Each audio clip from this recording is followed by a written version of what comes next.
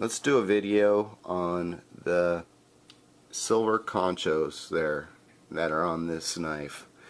Now, back then, conchos and things were real popular, studs and all that, or early style rivets. Now, here what you've got is you've just got, well, they look to be brass, and they're pretty big thick staples on the back. They go all the way through. And this is an old gun belt that I picked up at a collector's market, and when I saw it I knew it was period, and I knew, you know, from all the wear marks and everything, some of the bullets in here are pretty ancient and lead. I mean, I put in some modern ones in there just to fill the rest of the holes, but there are some pretty old bullets in there. It's these little rivet here, these little imitation conchos, so to speak, that is the whole reason I was attracted to the gun belt. I'm just looking for a creative way to display it, something that's related. I will get a few related items, and I will probably lay it out straight and flat in a frame, so that way I can protect the leather.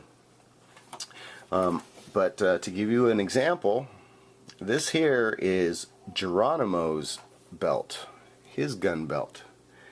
And this was the one that he surrendered to General Crook, and it was probably taken from one of his Mexican victims. And it's shown here with all the decorations on the leather holster and scabbard, including the buckle and ringlets, which are pretty darn cool, those little ringlets. And they were made of silver, and it was hammered from Mexican and US coins. Anyway, to a warrior who rejoiced in close quarter combat, the rig was eminently utilitarian. The factory-made knife was designed for stabbing, and the ivory handled Colt 45 Peacemaker was you know, the top of the line back then. You're looking at one of the prettiest gun belts I've ever seen, to be honest.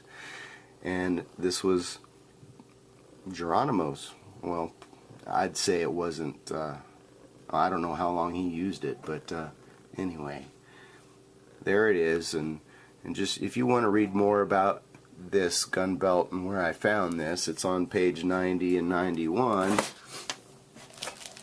of the Time Life book, The Old West, The Great Chiefs, Time Life.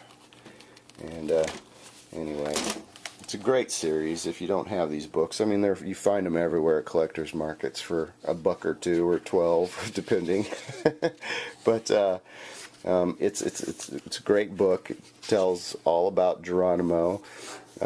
This little dude here was kidnapped by Geronimo, and basically went crazy.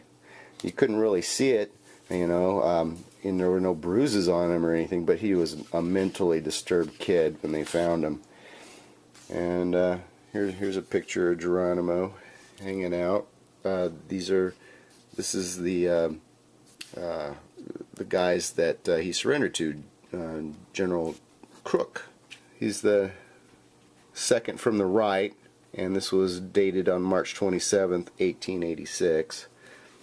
And the next night he reneged and fled.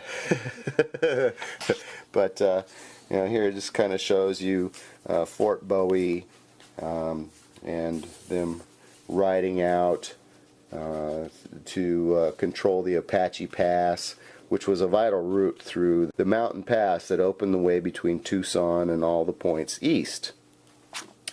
And here's a picture of Geronimo. Let's see, where is he? He's in front of the horse. So there he is right there. Horrible focus, but anyway, here it shows him with his warriors. Basically what happened was a tombstone photographer across the Mexican border, and he wanted to record the peace negotiations with General Crook in 1886, and the renegade group numbered 35 men and 80 women and children, and so anyway, they snapped this historic photo, and it's in there too. So anyway, that's it. A quick little brief history, or an example of other types of silver antique conchos. And anyway, I thought that this belt here reminded me of Geronimo's belt, and so I figured I would share that with you. So, since I was doing something on conchos. Anyway, hope you enjoyed it. Take care, guys. Bye.